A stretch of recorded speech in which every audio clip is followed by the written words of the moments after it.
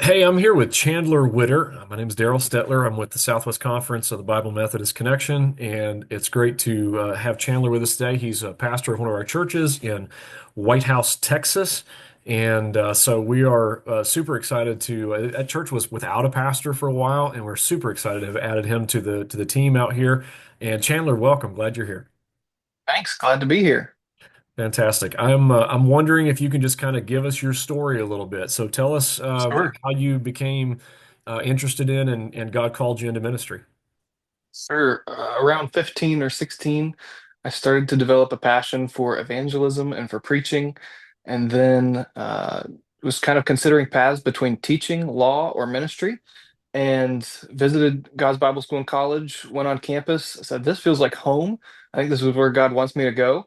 And that kind of answered the question, called me to a Bible college. I think it's ministry.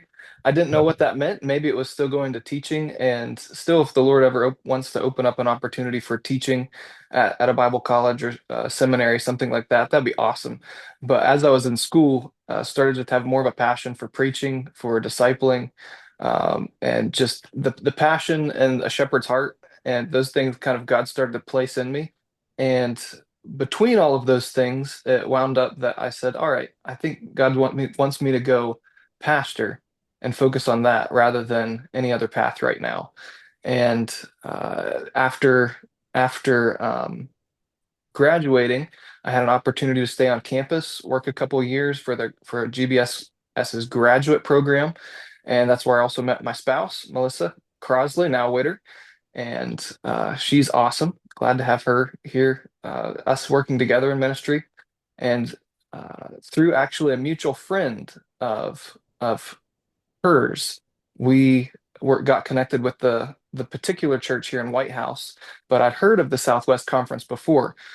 Brother Sam's had come several times to represent the conference and speak to the conference, and you had come and speak or spoke about the conference as well. And so it was something in the back of my head. Bible Methodism was definitely part of where my heart was at and where I wanted to pursue, but I hadn't really given a lot of thought to the Southwest until I got a specific call and prayed about it and said, "Lord, all right, if you want to dial up we had four things. If you want to give us unity, peace, confidence, and excitement about moving to Whitehouse, Texas, you are sovereign over all of those dials in our hearts and our heads." So the Lord just continued to crank those dials up, and we said, "All right, we're going." And so now we're here, been here 6 months, and the Lord's been good to us, been enjoying pastoring, love the people, love the ministry, and glad to be doing what I'm doing. Very cool. Awesome. And I love that framework you just talked about. I want to ask you about it in just a second. Sure. Because that's new to me. So I've always heard. I had a Bible college teacher tell me when I was in Bible college. He said there's three kinds of calls from God. Like, how do you know you're Sure. called? And he said there's the call of the burning bush, where it's Yep. like you gotta go. It's like take off your shoes. You're on holy ground, like that dramatic call from heaven, right? There's the call Right. of the burning bush, but and they said then there's the call of the burning heart Sure. where it's like what Paul wrote to Timothy, if anyone desires the office of an overseer, he desires a good thing. And so Right. it's like that's for me, that's how it was. It wasn't so much like a moment. I had a moment where I felt like God confirmed that call to me, but it was just this thing that grew for me over the course of a couple of years. Um, Sure. wow, I think this is what God's wanting me to do because I want to do it. And so anyway, that was kind of the way it was for me. And then he said, then there's the call of the burning house. Where it's like if you're walking down the Right. street and you walk past a burning house and there's a child leaning out of the upstairs window screaming for help, nobody drops down on one knee. It's like, Lord, just show me if there's anything I should do, you know? Yep. Exactly. It's what Exactly. must be done and what God's put Sure. in front of you to do. So it sounds like you were kind of a call of the burning heart guy. That God Yeah. he Yeah. laid it on Right. you like with a desire and a passion for that kind of work. So that's cool. So now tell me about what did you say the four things were? Sure. So if you had to take the burning heart analogy and apply it to, okay, how do you and your spouse determine which church to go to when there are good options on the table? Mhm. We said, all right, this is a choice between good options of where can we go do ministry for the Lord. And Okay. so we just had four things. We said unity, may the Lord unite our hearts about where he wants us to go. Okay. Peace, Right. confidence, and excitement. Okay. So Yeah. that was our I prayer. like it. I Uh, like it. So it's like God calls you to something, gives you a heart for doing a role, but then how do you apply that? Where do you go right, from there? And right, it's like you got to go through a process and see. Sometimes it seems like the Lord. What I'm hearing there is notes of providence, like right, providence and right, God's. So a combination of spiritual, a sense of the spiritual. What the Spirit is saying, but also this right. providence, like what are mentors saying? What's our heart Yes, telling us? yes, What doors is God opening? So, okay, yeah, I right, like that. right. Thank you. That's very helpful. Okay, so my next question, I just tell me how Southwest helped you get connected to that. You mentioned Brother Sam's. You mentioned so it Sure. sounds like getting in touch with leaders. Did you reach out to us? Did we reach out to you, or a little of both? How'd that go? So I think it was a little bit unique because the interim pastor here is on the executive committee. So it's a little bit of both. And I was grateful for Brother Sam's back when I was in college, pointing us towards go ahead and get your credentials, be pursuing that. Hmm. And so that was a good step even before we made the decision to come out to the Okay, Southwest. Um, Already being in track and having those credentials. Um, then once it was possible that we were coming out here, I believe you reached out. We had a meal together, and that was beneficial to learn a little bit about what is it like out in the West. sure. Then visiting the church supported us to come out and Hmm. visit and spend some time with get to know the people. Had a great weekend, and then just connection and support. We've got a text group that pastors are in every Sunday. Yeah, So right. um, Yeah, as well as I know there are availabilities, or there's availability to receive mentorship among the pastors. There's one pastor I've called a couple times hmm, already or spoken to and gotten mentorship in some areas. So very, good. very uh, interested Yeah, in supporting. awesome. Okay, very good. Yeah, we that texting list we share either praises or just encouragement, and Sure, right? sometimes heavy things. All right, and Yep, yep. pray for us about this or that, and so yeah, fantastic.